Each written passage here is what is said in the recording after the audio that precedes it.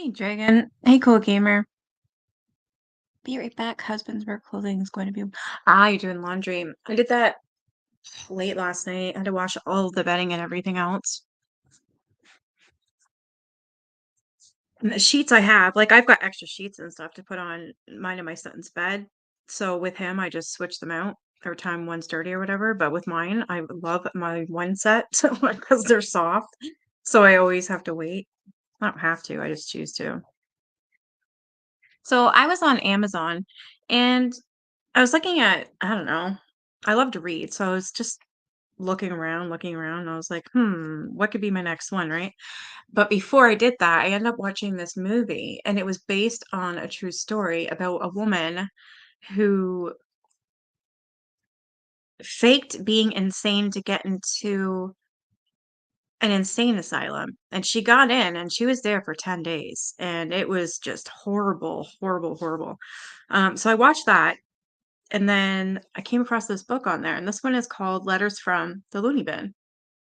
And I thought I want to read this. This actually looks really cool. So this is based on a true story, and it is about, I guess apparently in the late 1970s, the Emerson Rose Asylum became completely abandoned.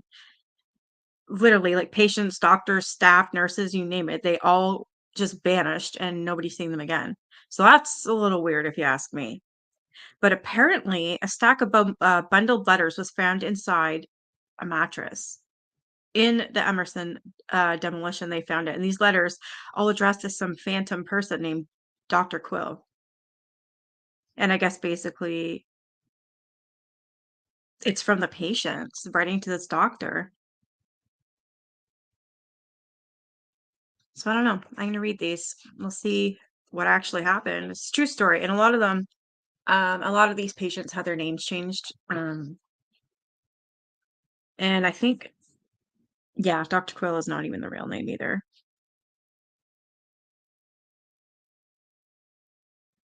All right, so the first page, it says forward. A mental institution for family members of great wealth, the Emerson Rose Asylum opened its doors in the summer of 1952. In the late 1970s, the asylum became completely abandoned. All patients, doctors, and staff completely vanished and were never seen again. I just find that, I don't even know what to say. That is crazy to have all these people disappear with, you don't even know who, what, where, when, why, how. You know what I'm saying? That just boggles my mind. The events circling the mass exodus have been one of the most baffling disappearances in history until now. Upon the demolition of the Emerson building, a stack of letters was found hidden inside an asylum mattress.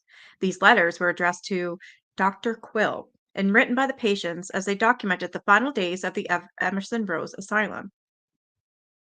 The names have been changed, but the stories have not.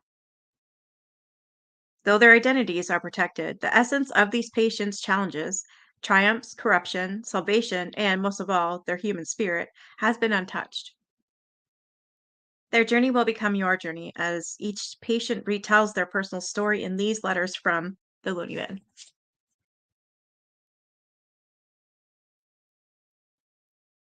Apparently, this is okay, so this is a doctor's note from Dr. Quill.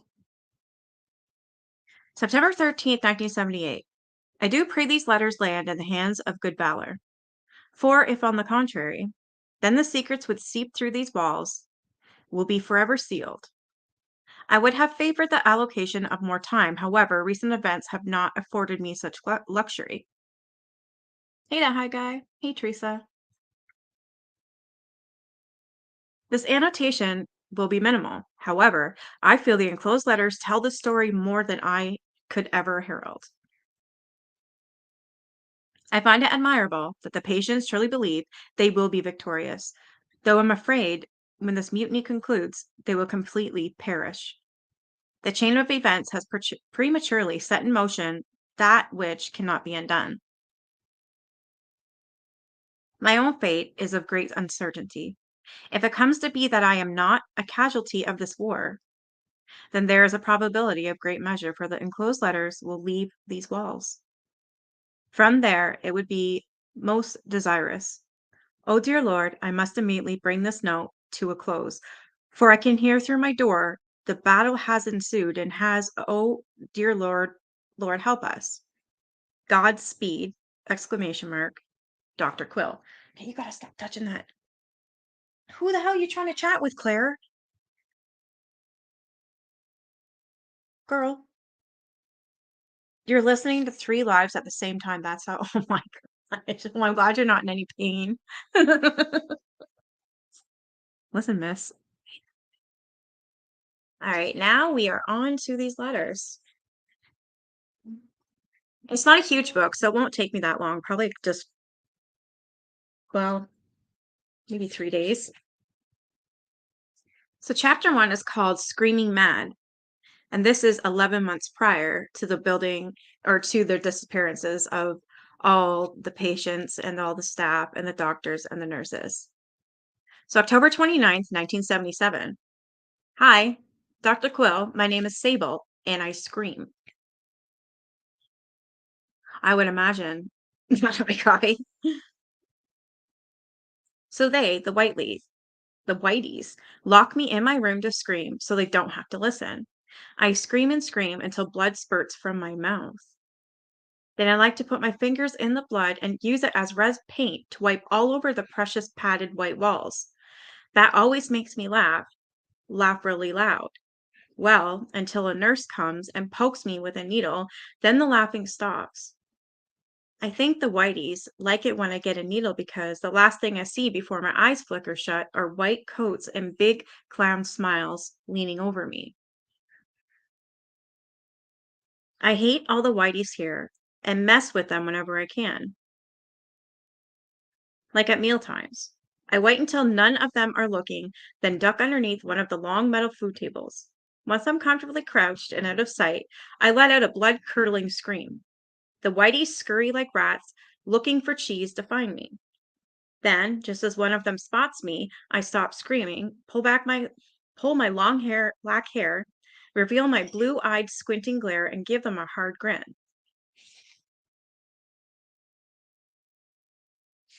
The new Whiteys get mad and stomp off.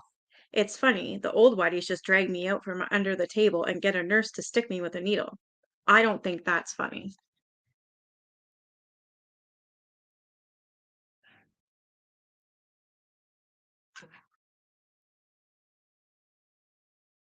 So the Whiteys, I'm assuming, are the nurses, like the staff dressed in white. There are also the crazies. They are not as annoying as the Whiteys, but I mess with them too sometimes. In the middle of the night, after my needle stuff wears off, I sit up and throw my head back and let out a piercing screech. The crazies bang on their walls and yell at me to shut up. So I stop and laugh. Then I wait long enough for them to fall back to sleep and I begin to scream and screech even louder. None of the crazies like me, but I don't care. They're just a bunch of wackies anyway. Hey, Earthling, good to see you. I've been here for over 10 years. That's because when I was 5, a doctor told Mama that nothing would stop my screaming. So this person's literally in here for screaming. Wow. This is in the 70s. He said it would be better if I were sent away. Mama wept all night. The next day, Mama told me she had used a needle when I was in her tummy, and that was how my brain became broken. Aw. That is why I scream. I don't understand because here, when they put a needle in me, it stops the screaming. Mama said she used the kind of needle that was hurtful. Wonder if it was drugs.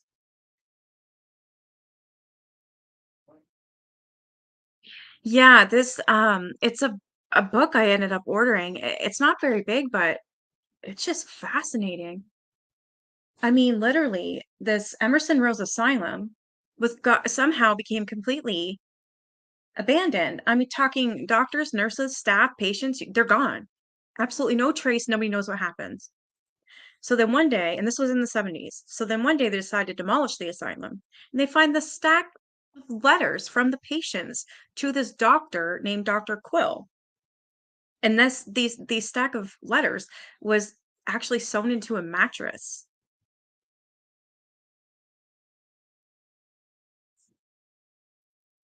So Mama said she used the kind of needle that was hurtful. One day when she came to visit, I told Mama she should try the needles here because they make the hurt go away. She laughed, then cried. That made me scream. The whiteys dragged me away. I watched Mama reach for me with tears as I kicked and screamed for them to let me go. That was the last time Mama came to see me. This is so sad. Well, I wonder if she used when she could so Mama said she used the bad drug when she was pregnant with this child here, which I don't know if this is Sable. Is that a girl's name? I guess so, eh? I've never heard it before. Even though Mama doesn't visit anymore, she sends me letters on pretty paper with lots of hearts. Sometimes I get these bad headaches though, and then I can't read them very well, so I make up her words. They only let me read the letter once, then I have to give it back to them. The Whiteys tell me the letters are being kept in a safe place for now, but a letter has not come for a very long time. Mama must be really busy. I sent her a picture that I drew of me not screaming, but it was sent back. The Whiteys told me the envelope said Mama didn't live there anymore. That mailman is wrong though, because I know where my mama lives. A few years ago, I used to visit Mama at her place on the weekends sometimes. That was fun. We would play games and watch TV together. My favorite show was Captain Kangaroo. Mama liked I Love Lucy, but that red-haired lady really got on my nerves. She had such a whiny voice. I wanted to tell her to shut up, but Mama liked her, so I pretended to like it too. Hey, Indigo Halo. They are the nurses? Okay, I thought so. Thank you. A girl? Yeah. Yeah, and orderlies. Yeah. That's what I thought the Whiteys were. It sounds to me like, well, this person is saying that Mama used a needle when she was pregnant. So I'm assuming it's heroin or something like that that really messed this poor girl up. That's why she's talking like this. Then Mama got this boyfriend. I didn't like him much. He was always mad or sleeping on the couch. He smelled funny in the mornings too. I asked Mama what his strange smell was, and she said it was called whiskey. Oh my God. This is weird because when I get mad and wake up, I don't smell like whiskey. This is this is so sad. Oh my gosh. It's like listening to a 6-year-old, you know what I mean? I don't know how old she is. I don't remember that boyfriend's name. I don't want to. He was always yelling at Mama, me, the television, the chair. That guy yelled way more than I ever screamed. He should be in here with these crazies, not me.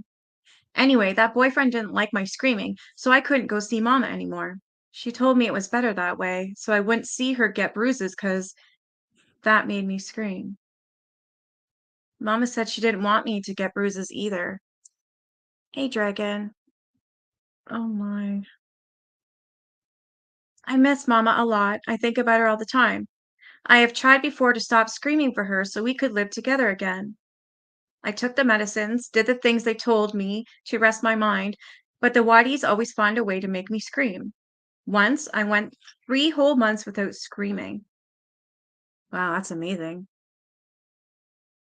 Mama was so proud that she brought me a pink stuffed unicorn.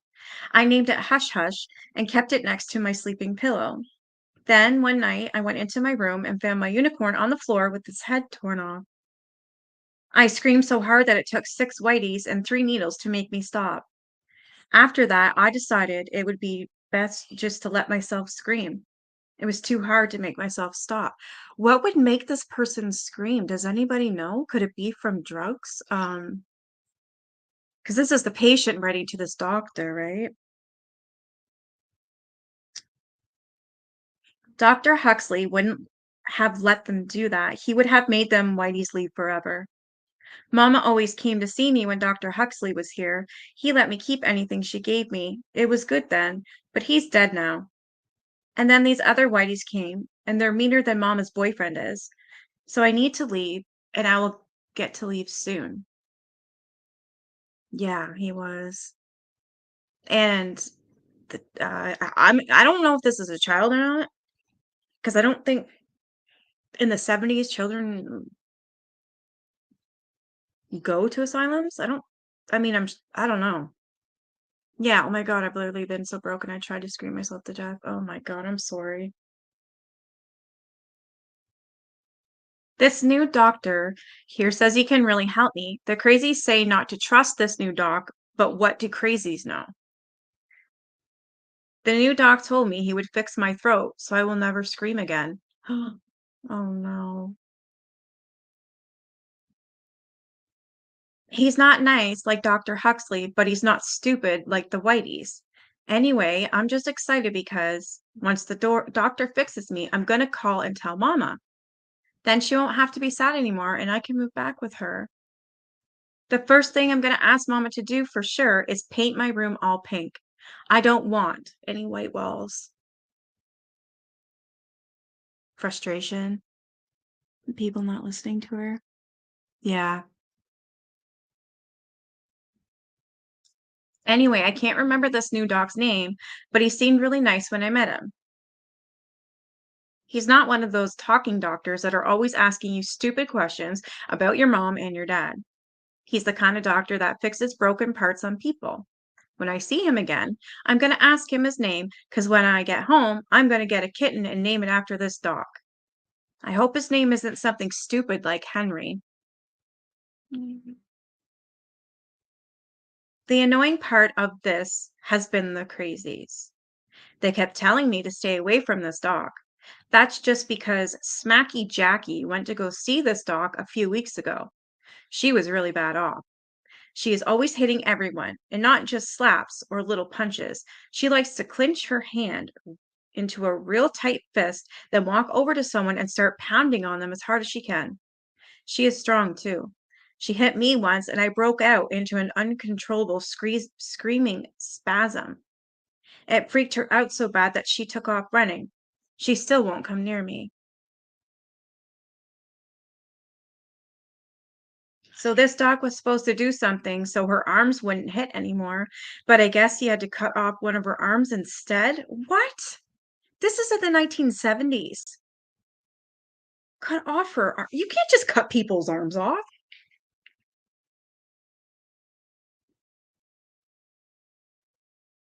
So this doc was supposed to do something so her arms wouldn't hit anymore, but I guess he had to cut off one of her arms instead. The Whiteys told me the doc had to because there was a horrible oh, okay. There was a horrible infection in her arm caused by all the hitting she had done. The infection could have spread all over her body and killed her. So really, this doc saved her life. Stupid like Henry. It probably is too. Okay, so I'm assuming she got gangrene in her arm and that's why it had to be removed. That makes sense. Smacky Jackie doesn't seem to feel that way about it though. She mostly crouches in a corner and cries. When she heard I was going to see this doc, she told me one of the crazies to tell me not to go. She told the crazy to tell me this new doc is a monster. I told the crazy I felt Smacky Jackie was a little ungrateful snot. That this doc saved her life, and he's the kind I want to help me. The crazy walked off, mumbling something about me being stupid or something, but I don't care.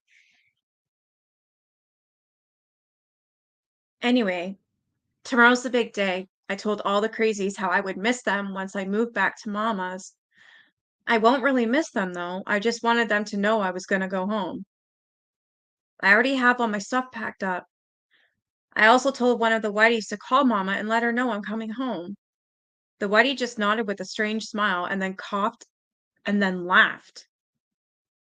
Sometimes I swear these Whiteys are weirder than the crazies are. I don't care though, because things are going to be all better after tomorrow. I can't wait to see Mama and her smile and give her a great big hug and tell her I love her. It's going to be the best day ever. Well, Doc, I always did like you. When you would let us draw pictures and write letters during circle time. I like that. I will write to you when I am home, if you don't mind. I need to go for now. I need to get some sleep. so I will be well rested for the big day.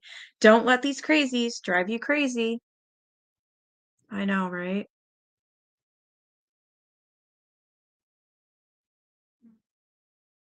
Okay, we're still unstable. All right.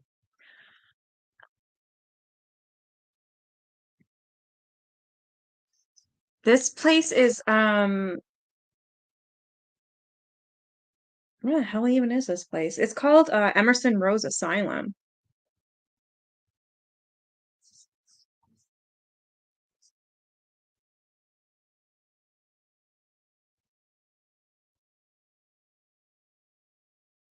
Doesn't even there's nothing in it that says where it actually is, to be honest.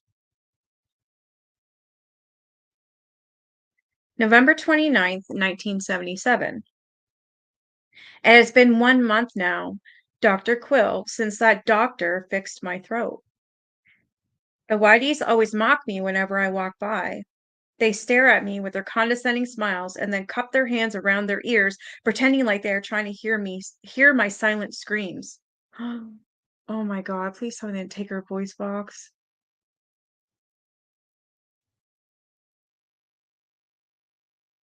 I cry a lot, but no one can hear me. No one can hear me at all. For that doctor altered my throat to where I cannot make any sounds. No sounds at all. Wow. No, it won't tell me. It just says,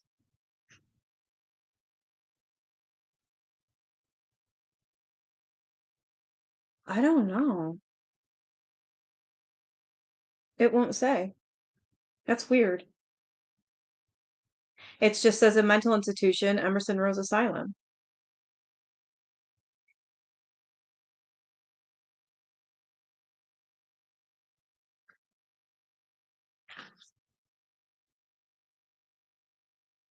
Just look up, if you don't mind for me, look up Emerson Rose Asylum. Yeah, because it doesn't tell me anything.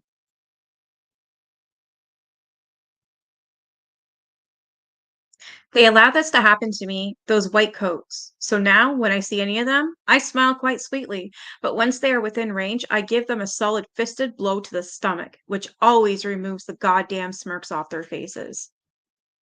I don't blame her. Yesterday, I dutifully promised with pleading eyes and a humble nod that I would not strike anyone anymore. Then, right as the isolation door opened, I darted out and dashed behind the nurse's station. I yanked a typewriter off the desk, ran up behind a white coat that was sitting down, and then smashed the top of her head with the typewriter. Holy shit. Her body dropped to the floor and blood pooled all around my feet. At first, I thought it had looked like thick, dark cherry juice. The kind that can be poured out of a can to make pie, like my mommy used to make. Oh my God. Sounds to me like they made this poor girl go nuts. Even more.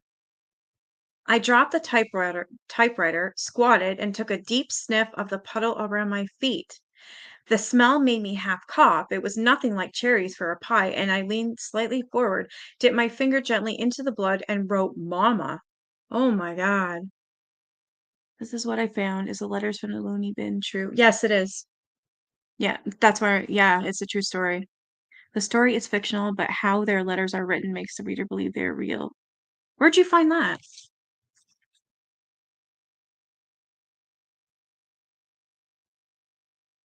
Because all in here, it says that every single, that's why I got it, because it's based on a true story.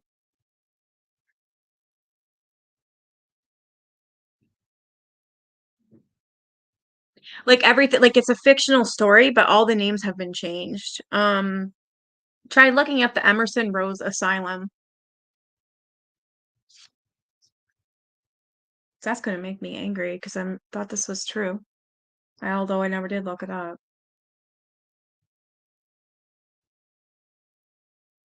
Suddenly, the whiteys were grabbing and pushing and then shoving me to the ground. I lay on my stomach, unable to move, crushed by their weight. It hurt. They turned me over and pinned my hands, legs, and head to the cold, hard floor. My eyes slowly met each of theirs as I lay there with a wide grin, and they all knew I was laughing. I don't know if that white shirt died. I don't care if she did. I made me feel better to watch her lie there like a deflated rubber doll and watched her bleached blonde hair turn a mud-thick reddish brown. They created a monster. The white coats truly despise me now, but they let this happen. Do you know I will turn all of their white shirts red, including that Dr. Victor Van Donen? They have only begun to witness the hell I am about to unleash. As for now, though, I must bid farewell. I have much planning to do, and time is of the essence. My name is Sabella Clarice Silva, and no, I do not scream out loud anymore, but on the inside, the screaming never stops.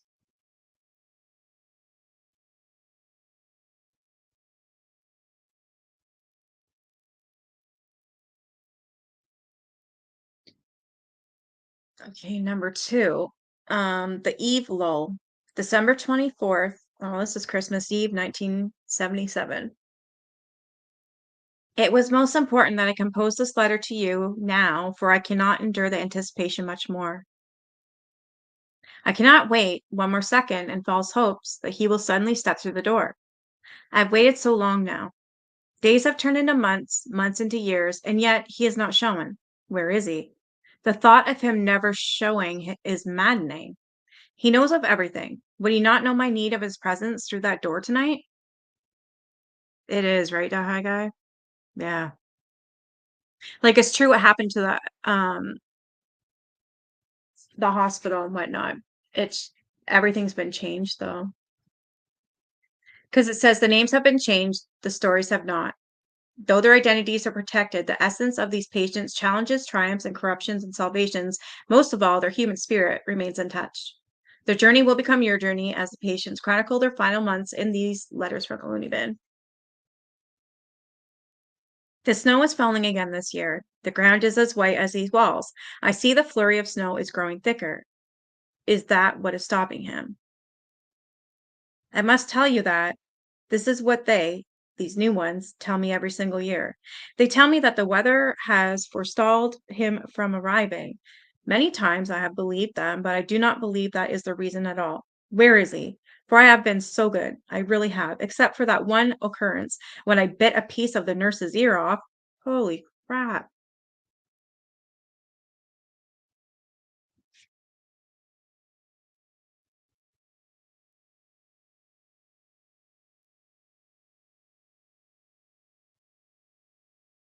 No, I know that fiction means that. Nonfiction is what this book is, apparently.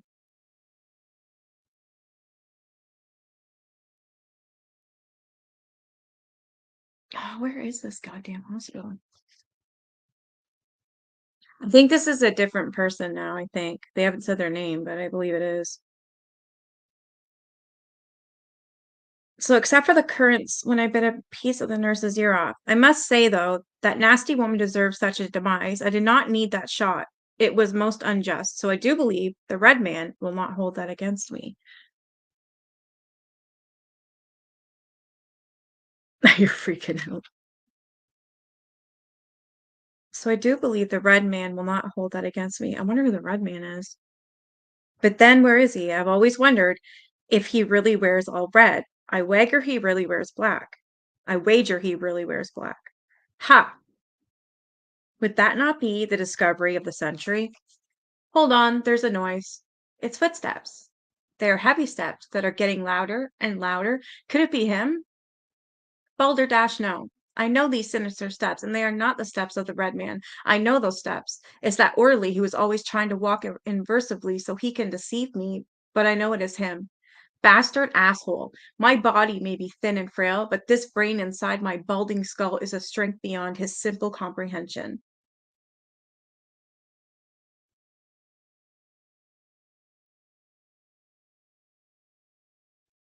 The steps have now stopped at Millie's door.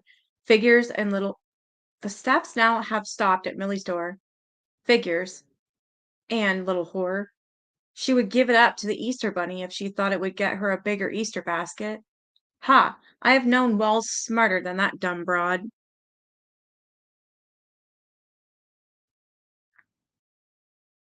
I have digressed. Where is he? Where's the red man? Maybe it's too early. It is not past midnight. I have not thought of that. What was I thinking?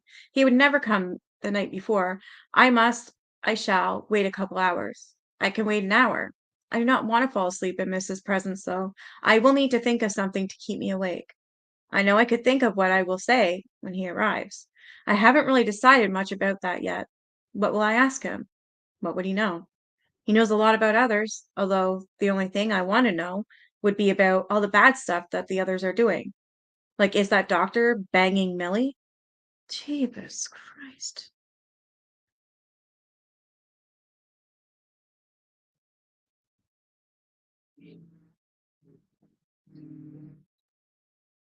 Wow. Thanks, Teresa.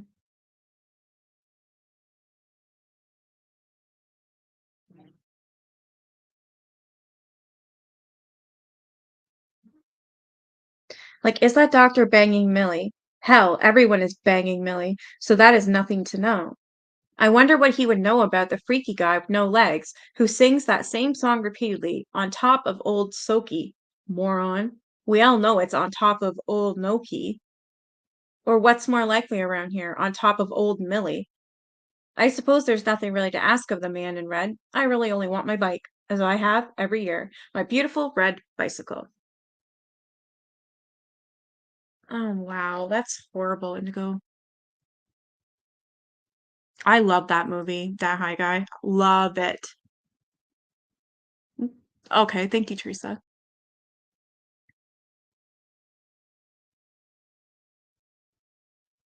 Yeah. Oh, Dr. Quill, I suppose my needs, my concerns of him arriving are really nothing of a great matter to you or any other. I must tell you, though, that I have never written before, because I did not want my words or my thoughts to be used against me. They have before, you know. They do that here. Yet I must write you now, for I believe my chance to write at all will soon be gone. As you know, the girl with one arm is making plans with all the others who will join her to escape this hell. I do not know if I will join them. I suppose I could if I must. It did make me wonder, though, if you will abdicate the plan to escape. Will you go with us, Dr. Quill? I know I should, but I don't know if I will.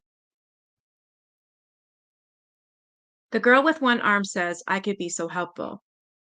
She knows I'm sneaky. She knows that I know the layout of this place step by step, inch by inch. It's true, you know, I do know these things. I have been here the longest. One of the first to come to Emerson, you know? Hey, Mama 3. I've seen every nook and cranny in this establishment, though I am not familiar with the portion of the building Dr. B added. The place where they take others and do things. Awful things. Bastard assholes. But I know enough to be helpful. Yes, yes, I could. But I do not know if I will. I don't know who this is, if we're on Sable or not. It doesn't sound like her at all, eh? And it doesn't say a name. Oh, where is he? Why has he not arrived? How will he? Never mind. I forgot it has not been an hour yet. I wonder if he will bring what I asked. I have not ridden a bike since I was 10 years of age. I have not done anything since then but sit here waiting. Why is the man? Oh my God, she's waiting. He or she is waiting for Santa with a red bike. I have not done anything since then but sit here waiting. Why is the man in red not here now? I do not want to wait any more. I cannot wait another minute. Where is that man? Maybe he will not come. Balderdash, I say, balderdash. For he will come, he will. I must be patient. A patient, patient. Ha, for he will be here, and he will bring me my bicycle, and I will get out of here tonight. Yes? Yes.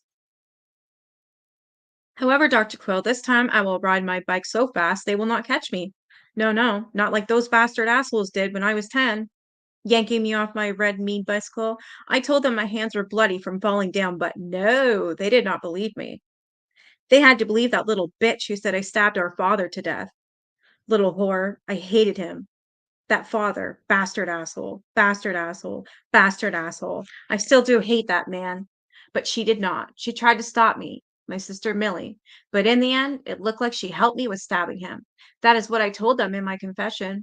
That is what the little tattletale slut gets. Oh my God. These are ins I was just gonna say these are insane. Well, duh. It's from an insane asylum.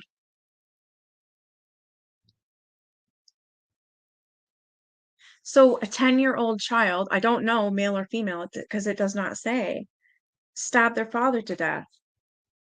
Yeah, there's no name.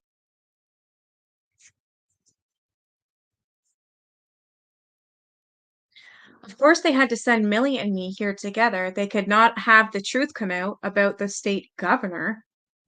I made it very clear why Millie and I offed the good old governor. They tried to get me to change my story, but I would not. They sent us to a local looney bin at first. They did not want to discredit my father's name, and they had hoped that he could get me better, so they told the town that Millie and I had witnessed the murder of her father. I would not let such a story be told and let them know that I would tell everyone the truth. Yes, yes, I told them about all the yes, I told them all about the bastard asshole. Words started seeping out, questions were being asked, and then Millie tried to kill herself while in the local loony bin, so they quickly shipped us here to Emerson, where we have been ever since. Dr. Huxley raised us like his own children. Really. He did not hurt us. He even let my sister and I have our own rooms next door to each other. Things were good then, until that pasty skinned, red haired Napoleon troll of an evil man, Dr. Van Bastard asshole, showed up with his tormentors. Evil, evil, I do tell you. This man would make Satan pray for benevolence. I fucking hate him. Oh my gosh. Oh, where is he? Is it midnight yet? How would I even know? Balderdash, I am not waiting any more for him. Hold on. What is that noise? I hear jingling. Could it be? There's more jingling and oh, there's laughing. Bastard asshole. It is a laugh, I know. It is that orderly again who was banging my sister. Oh, he thinks he's so funny shaking his keys to sound like bells and getting my hopes up. He will not think it is funny when I run him over with my bicycle now, will he? I dream often of when that day comes. I will start at the end of the hall and go full speed ahead and knock him down. Then I will stop, get off my bike, walk over, and kick him. Kick, kick, kick. I will proudly announce Merry Christmas, then get back on my bicycle and ride out of here forever. Oh, how that makes me smile.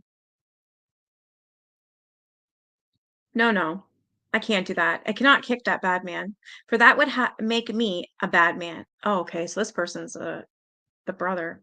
I don't know his name still, but he's a brother.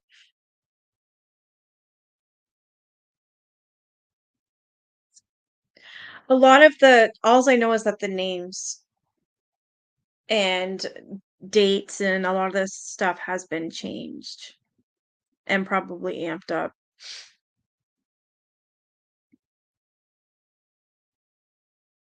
I cannot kick the bad man, for that would make me a bad man, and then the man in red would never come. Then I would never be able to get out of here. Bad thoughts go away. No, no, I cannot have these thoughts. I must think nice thoughts, for I must get out of this loony bin and what am I going to do when I'm out of here? Definitely get some candy and a goldfish. I miss my goldfish Andy. He was always there for me until he died. He tasted funny going down. Ugh. Oh, where is he? I cannot do this anymore. I cannot wait in false hope that the red man will walk through that door. I wonder what present Millie got me this year. She always makes me a picture of a goldfish. I cannot wait until tomorrow when she sees the present I made for her. I drew a real pretty picture of a pink lily flower and I named the drawing Mill Lily. I think she will like that. She always likes my presents. Yeah, exactly, that high guy.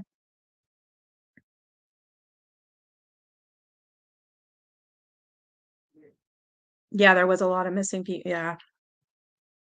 I remember the happiest time the man in red came. I was 8 and Millie was 6 years of age. I had bought her the most pretty baby doll. It had long blonde hair, freckles, blue eyes, and a pink dress. It looked like Millie, which is why I had chosen it. She smelled so big at my presents. We always did good, real good, that time of the year.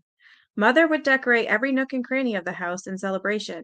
Even when she had black and blue eyes, our house was filled with red and green. Best of all, though, about that day of gift opening, Was that it was the one and only day our father did not drink. Yeah, Teresa, that's what it's about. And it's sad because a lot of them were abused before they got there. Like, wow.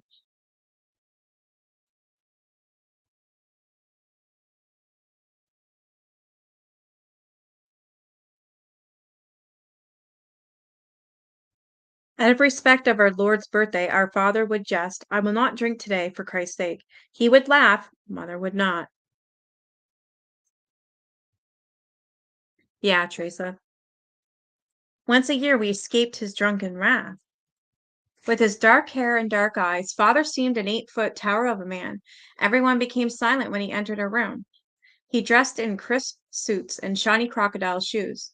On the day of gift opening, he seemed smaller, his voice not so deep and harsh, his face not so blue, cold. He actually smiled that year when I came down the stairs in my red and white striped pajamas and found the red bike next to the tree. It had big letters on the tag that read, we finally know his name. Wally. Wally and his sister Millie. To Wally. I love that bike so much, mostly because I could ride away from father. It was the best gift ever. That left Millie there with him alone, but she should have asked for a bike too. The sun will almost be here, and I cannot wait for the red man anymore. Maybe he doesn't visit loony bins. Maybe I'm wasting my time. This saddens me so.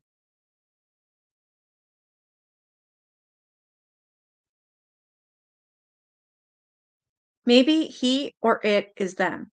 Yes, Dr. Quill, that is it. The evil tormentors keep the red man out. Why did I not think of this before?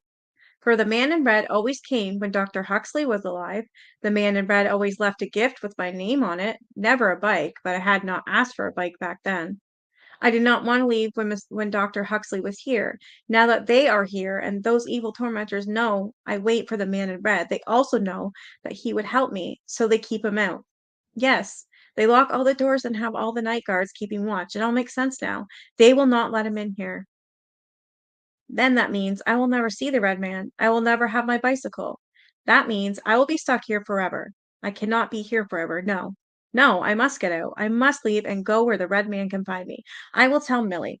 I will tell her what I know, for she has the trust of the guards with the keys at night. She could get the keys, and I know ways to escape. We can do this. Yes, Millie will help. She has to help me. She owes me that. We will help that one-armed lady and the others, for I too must leave out of here. It will be an ugly battle, but watching these bastard assholes perish at our hands will be pretty. Very pretty. The tormentors will be tormented. Yes. Ha! Yes. Yours sincerely, etc. Walter C. Hallam, Jr. Wow. So we had a Sable, then we had a Walter and Wally. Now we're on chapter 3.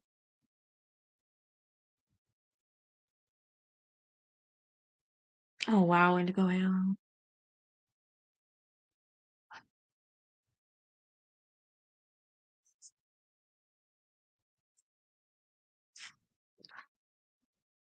Number 3. This one's called Locomotive. January 13th, 1978. Dear Dr. Quill. So all these patients are writing this doctor. It's just weird. The first time I tried, oh no gosh, sorry, trigger warning. Well, schizo is totally treatable and can be normalized in society. Some can't. We really know very little on how we're going. Yeah, I agree, Dad. The first time I tried to take my life, I was in grade school. I remember clearly standing in the middle of the railroad tracks, waiting for the big black locomotive to come.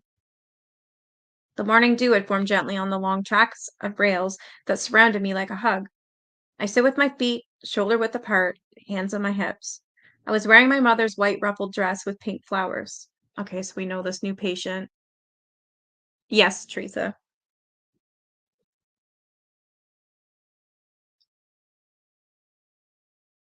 Oh, I would imagine. Yeah, same here, Indigo Halo. We can't handle that kind of thing. That's why I would never become a veterinarian. I couldn't do it. I could not put any animal down. Nope.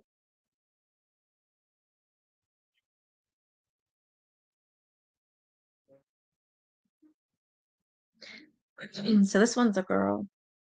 It had been in my mother's closet ever since she had received it from Nana as a gift just a couple years prior. I felt mother would rather I chose a dress she despised. The wait for the train had seemed to take forever as I methodically counted the paralleling wooden tracks for as far as I could see and then back again. I had done this at least a dozen times before the train finally started to make its way around the bend. The tall pines camouflaged the big engine at first, but I could see the smoke above the treetops moving closer and closer. My heart pounded inside my chest, and I smiled. She was coming for me, and I smiled excitedly, waiting. Darling, get off those tracks, a man's voice yelled loudly from behind me. I ignored his warning and could hear his footsteps beginning to move faster. Did you hear me, little girl? His voice becoming anxious, though elderly and cracked. Get down from there, he ordered angrily. Undeterred, I began counting the wooden beams out loud. 9, 10, 11.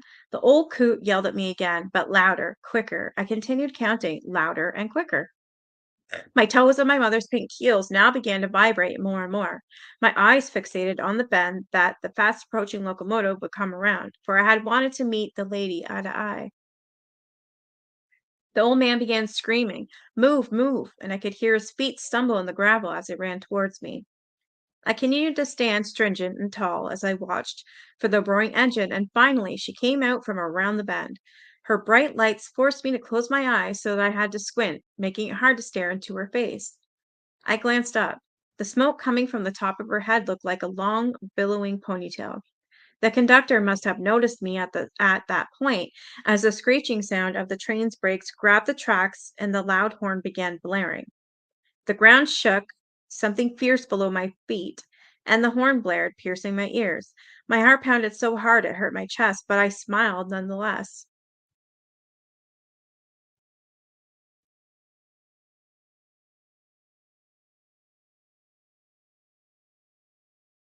I was about to yell out hello to her when a clasp of bony fingers clutched my upper arm and yanked me off the tracks. His clumsy jerk of my body forced us into a rapid, rocky run down the gravel mound. He continued to pull me by the arm and away from the tracks as I tried desperately to break loose from his grasp, but I was overpowered. He managed to pull me alongside him.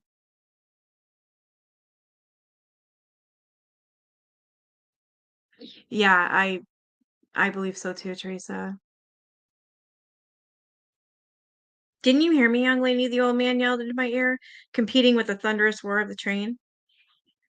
The Portland Rose roared from behind and pulled the air around us.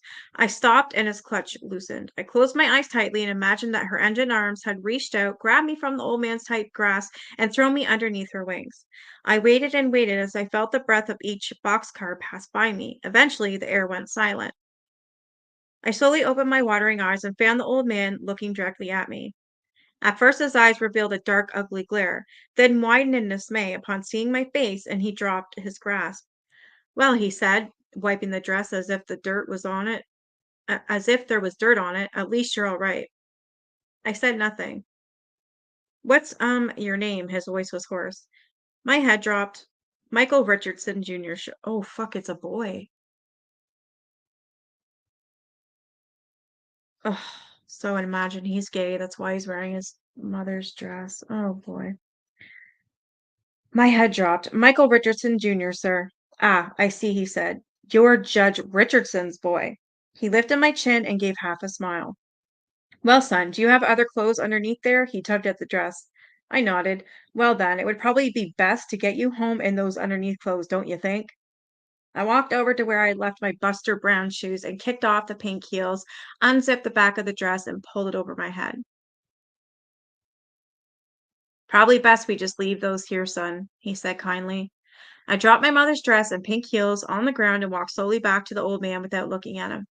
All right, let's get you home. His voice had sounded like he had caught me doing some foolish boy antic. He had no idea it was no happenstance incident, or maybe he really didn't want to know. The old man wrapped his feeble arm around my shoulders in fatherly fashion and gently guided me all the way home. When we had arrived, he told my mother to keep a better eye on me, but he did not tell her what had occurred.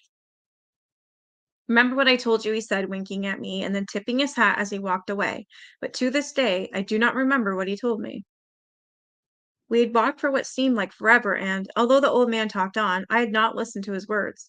I was too focused on my thoughts of how one day I was going to go back to those tracks. However, I had convinced myself that the next time would be the last time, no matter what it took. I'd always known I was not like others. Although I had been born with all the appropriate boy appendages, I knew deep down I was truly meant to be a girl.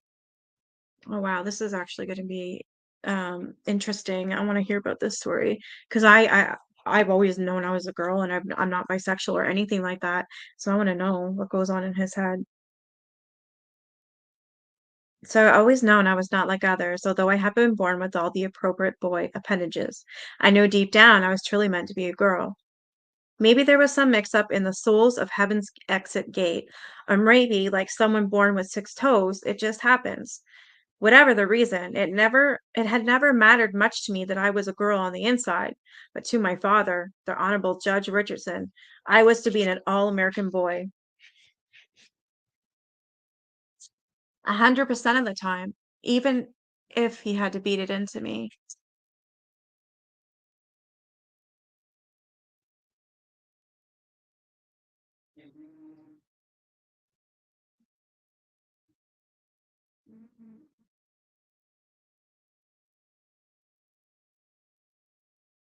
I tried hard to fit in with the boys in the neighborhood and school, but I never did.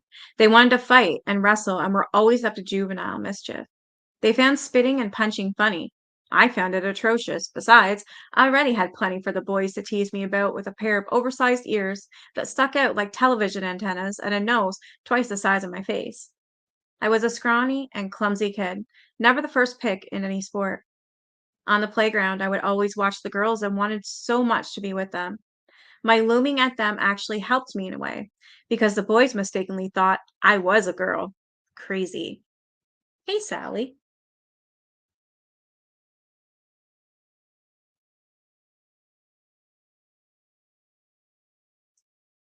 Yeah, it's so much more important. Family time. Oh, I want cake.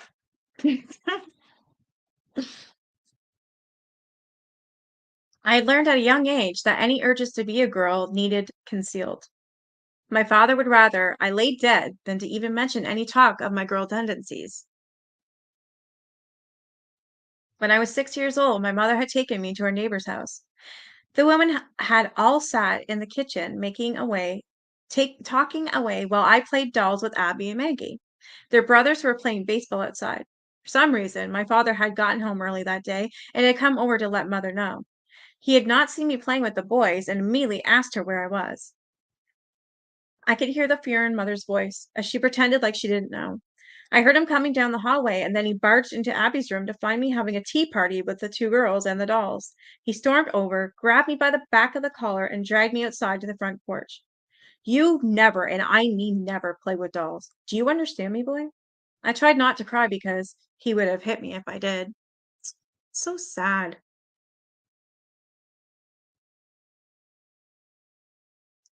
Are you talking about me reading? I actually do a good job. Yay. Now go play with the boys. He shoved me roughly off the porch and I ran to where they were playing. The boys were at least nice enough to include me until my father was out of sight. Then they told me to go away. They knew, as much as I did, that I was different. I had tried to be a boy as much as possible to please my father, but the older I got, the harder it was to continue the charade. So I gave in, knowing I had to do it secretly. I had found a flowered yellow sheet and a yellow pillowcase in the guest bedroom closet. I cut up the seam on one side of the pillowcase and used it to put on my head like long hair. Beautiful blonde hair. My mother used to bring home Good Housekeeping magazines with illustrated covers of smiling women dressed beautifully on them. I would pore over the pages when no one was around. The magazines had articles on hair and fashion and house cleaning ads with women wearing pretty dresses and heels. They all seemed happy. When mother threw out the magazines, I would dig them out of the trash, wrap them in my yellow sheet, and hide them under my bed. At night, when my parents thought I was asleep, I would get up and put on my hair, wrap myself in the sheet, imagining it was a dress, and then twirl around. I would pretend to be one of the ladies in the magazines and that the other ladies were my friends who called me Michelle. I was able to hide this fantasy for a while. Then one day, while I was at school, my mother found my girl stockpile. I don't know why she told my father, but she did, and he stormed into my room. I jumped to my feet. He was waving one of the magazines in the air. "Why are these under your bed?" he yelled. "Why?" I looked at my feet and mumbled to myself. "What did you say?" he demanded angrily, and my head shot up.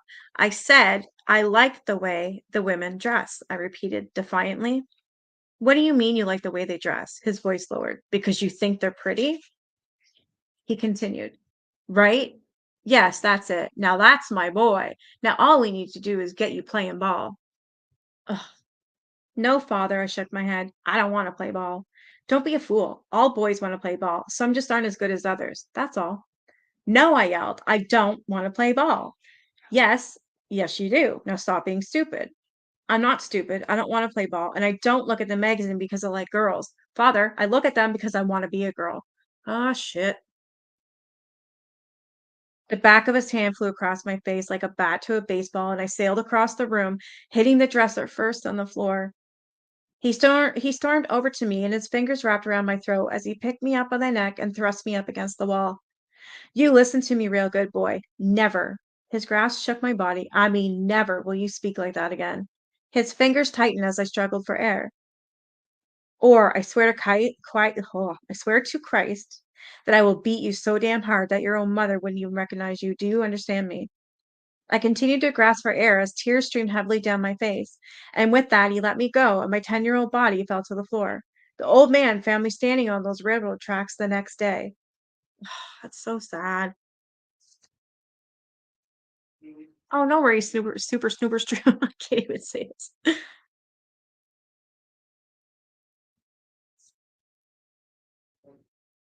I curled up in a cocoon after that. I ate very little and lost a lot of weight. I was put in the hospital twice for dehydration. My mother worried incessantly about my weight and began to secretly cut out and give me pictures from her magazines as long as I agreed to eat. What? As long as I agreed to eat them after looking at them? What? So the mother secretly cut out and gave this kid pictures from the magazines only as long as he agreed to eat them after looking at them. That is disgusting.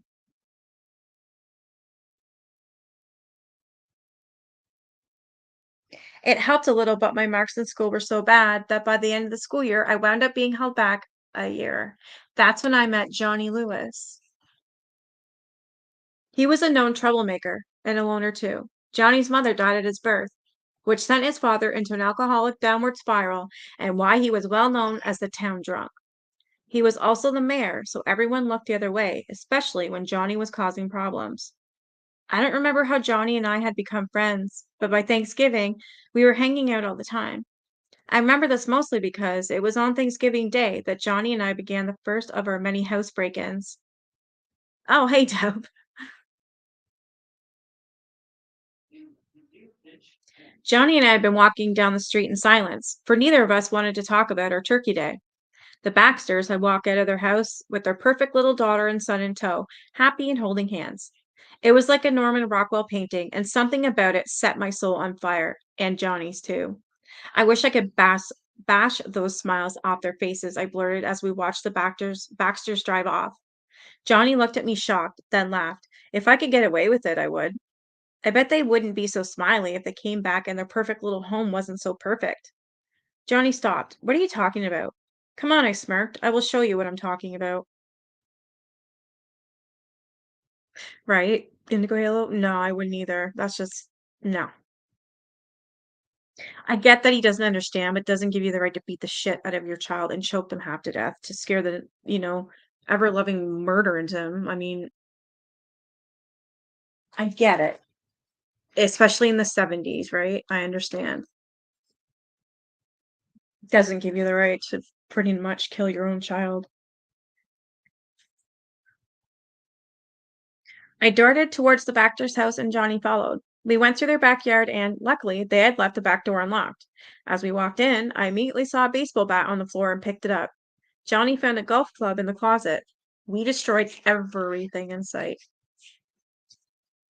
On our way out, I grabbed one of Mrs. Baxter's dresses. I made fun of it so Johnny wouldn't think it's weird. You taking that with you? He asked.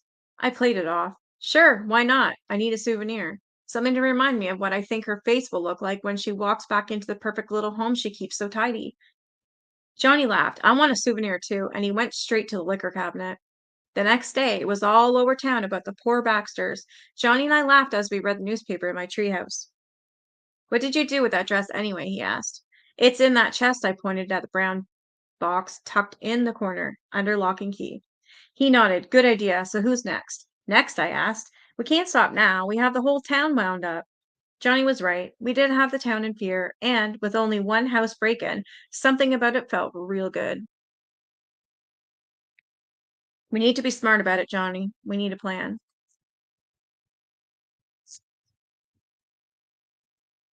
That day, we wrote up our strategy, the who's, when's, and where's.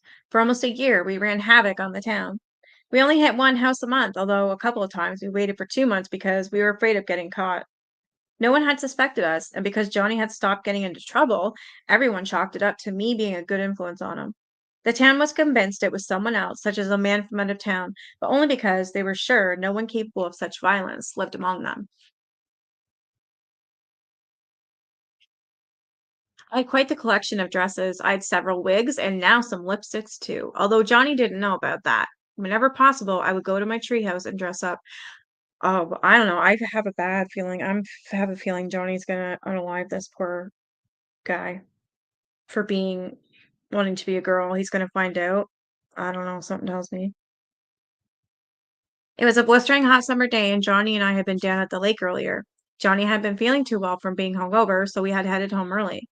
I've been fine with leaving early anyways because I wanted to get to my treehouse to have time to myself. However, when I got home, I could hear someone mulling around in my treehouse. Oh, shit. At first, I thought it was one of my neighborhood kids, but then I heard the enraged cursing of my father. Oh, I knew immediately he had broken into my chest. I was furious and headed his way. I was going to kill him. I was going to take that bat and beat him in the head. All I wanted was to see blood coming from his skull. He'd been throwing items everywhere and yelling so loud that he didn't hear me come in. I grabbed the baseball bat leaning next to the door before I had a chance to give it a second thought. Oh, I swung the bat at his head. But my father turned around in that moment and caught the bat with his hand. I hate you, I yelled. I wish you were dead. He paused for a moment, then said, that makes two of us. He pushed me out of the way and climbed down out of the treehouse. I stayed in there until it got too cold, then made my way to my bedroom. The next morning, when I returned to the treehouse, everything was gone. Come on, Michael, my father said from behind me. Let's go. I wasn't aware we were planning on going anywhere, but I did what he instructed and got in the car. We drove for miles and said nothing to each other. I finally fell asleep. I woke to my car door opening and a man dressed in white pulling me out. I tried to speak, but nothing came out. I was frozen with fear. I knew where I was and knew what was about to happen. I did not attempt to look for my father. I allowed the two orderlies to walk me in and I never saw my father again. I had been there for 2 years when my mother came to visit me for the first time. She looked old and tired and much thinner with gray streaking through her hair. She didn't say much except that she found the institution disgusting and no place for anyone to be in. How's Johnny? I asked. She hesitated for a moment. Johnny's dead, Michael. What? What happened? He was out of control after you left. You were real good for him, you know. Everyone said that. But soon after you were gone, he lost it. It was very sad. Then one day, no one really knew why.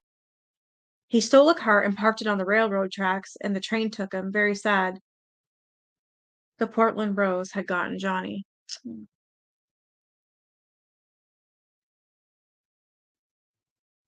My mother did not stay for long, and it was the last time I ever saw her. Although I am sure my mother had something to do with the fact that I was sent here to Emerson a month later. It was great here at first. Dr. Huxley was amazing and accepted me for who and what I am. He let me wear dresses and makeup, and here I was normal. Dr. Huxley and I had accepted that I would never have a chance outside of these walls, so I became a part of the inside where I was safe. However, that all changed after he died and Dr. V took over. Now, every week is survival for me. For I know that I am one of Dr. B's special projects. They are giving me something. I don't know what it is, but my body is turning muscular and hair is growing on my face and chest where it had never been before. Oh my God, they're giving him hormone pills. They are giving me something that makes my appearance more masculine. I suppose they believe they can make me a man. I know there's a reason he lets me continue to wear my dresses and makeup. He has me talking to that Dr. Franks every week. They are collecting data, so that is what I give him. Most of it I make up as I go along and then leave out something at the end of each session. I just can't talk about it anymore, doctor. I throw out my fake tears. It's real hard for me to talk about this right now. I cross my legs and place my hands on my knees. But next week I will tell you more. He comes over to my couch, puts his arm around me, and slides his hand up my skirt. Maybe the doctor can make things better, he whispers and kisses my face. Not yet, I screeched like a girl. I'm not ready yet. What the fuck? Then I pat down my skirt. I will never be ready for that. But every week I have to play the game. I have to have them wanting to know more because when the notes are done, I will be too. I know they want to take out my brain and see what makes a man think that he is a woman. I am sure Dr. Franks will want to have his sexual ways with me before that as well, which makes my stomach curl and my head ache. Every day is worse. They do not let me shave my legs and arms like Dr. Huxley allowed. I look hideous with hairy arms and legs protruding from my dress. Every morning, a nurse comes in and asks if I want to wear a shirt with pants or a dress. And although my hairy body is repulsing, I put on the dress. I know if I wear the man clothes, then they have won, and I will be done for. Wow. This has become a chess match with death. Each move I make is crucial. I must make them think they are dominating the board. I play the pawn. However, the game cannot last forever. The pieces are slowly coming off the board. So when I heard of Sable's plan, I went to Jackie. I told her I must leave and will do whatever it takes to get out of here. Ironic, I suppose, that I tried so hard to kill myself all those times, and now I am doing everything I can to stay alive.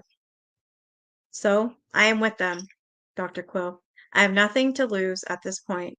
I fantasize about how, on the night of the revolution, I will track down that quack and look him in the eyes with an army of patients behind me and declare, checkmate. I know we are on an island and that the existence of Emerson Rose is unknown to others. I suppose Dr. B and his crew think our hidden existence keeps them safe from others finding out about what they do to the patients in here. What's funny is that they have never thought about the fact that it can also keep us loonies safe from anyone ever knowing what we do to them. With great sincerity, Michael Richards Jr.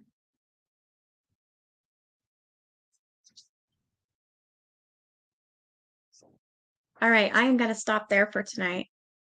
I really enjoyed that book, actually. I've been in services for very much.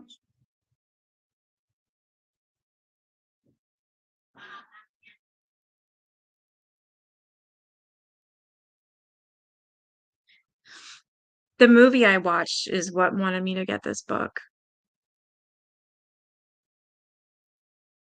There was a woman reporter way back when who faked being ill and got into a insane asylum so she could report on what was going on there. And this book is describing what went on there from this movie. It's based on a true story, and I watched it, and the star was Christina Ricci. So that made it even better. Her name was oh no, Bly, something Bly, Emmy Bly, not Emmy.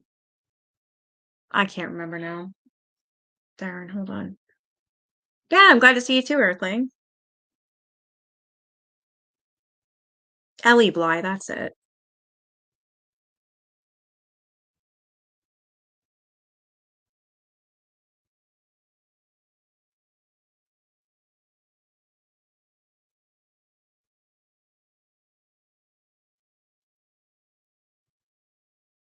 Sorry, I'm both wrong on both of these. Nellie Bly. So she was an American journalist who was widely known for a record-breaking trip around the world in 72 days.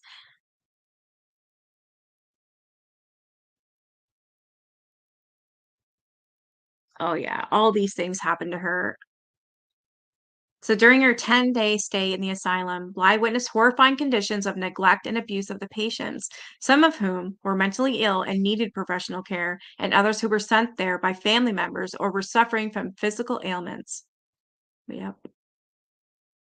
It was on Blackwell's Island. She did. She went through hell for 10 days. There's a book, and I'm gonna get that one as well. This is what this is based on as well, because this is another island, Letters from the Looney Bin. These are the letters they found, and it was based on the island that they were on. Same with this island that Nellie was to come to. 10 days in hell is what she called it. Yeah. In New York. Nope, that's not true. She was born in New York. My bad.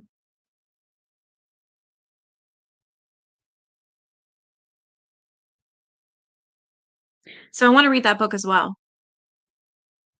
Yeah, she's the most famous American woman reporter of the 19th century. And her investigation of the conditions at the insane asylum sparked outrage and legal action and improvements of the treatment of the mentally ill. Right? And the movie made it seem like she was there for years. It's really good. It's, oh, I can't remember what the hell it was called. Hold on. It's,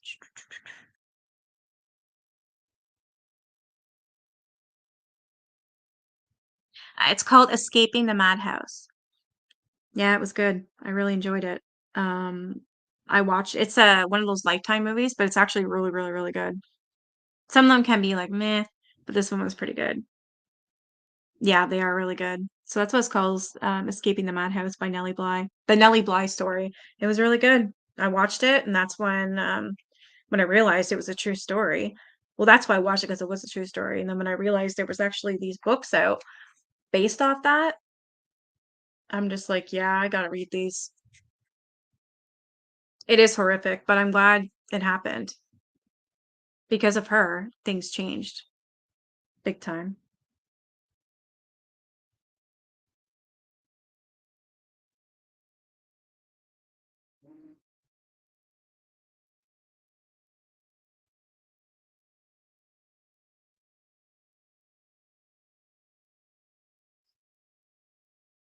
Hey, Heavenly Cow. Oh, yeah, I would imagine.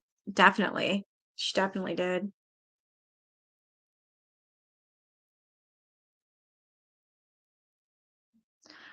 All right, I'm gonna get off of here. I need a bathroom break.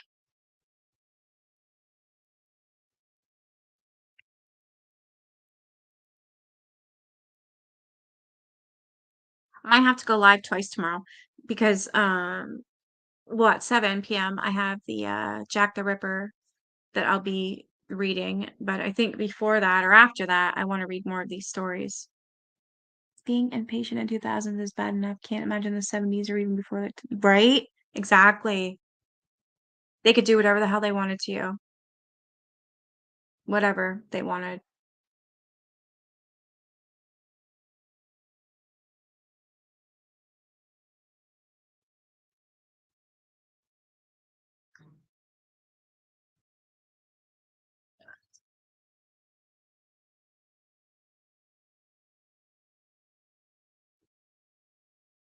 Why are you mad at me? Computer pants. No, no, no, no, no, no, no, no, no. I'm not doing that. Uh-uh. Nope. Hell no. Why are you mad at me? You have to tell me because it's going to drive me crazy.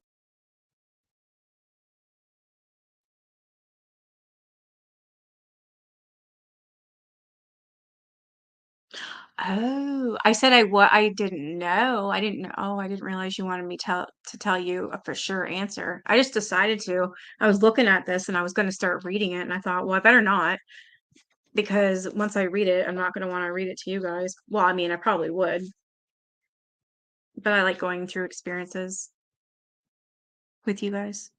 I checked and you never did, Brat. Yes, Earthling, that's what he's referring to.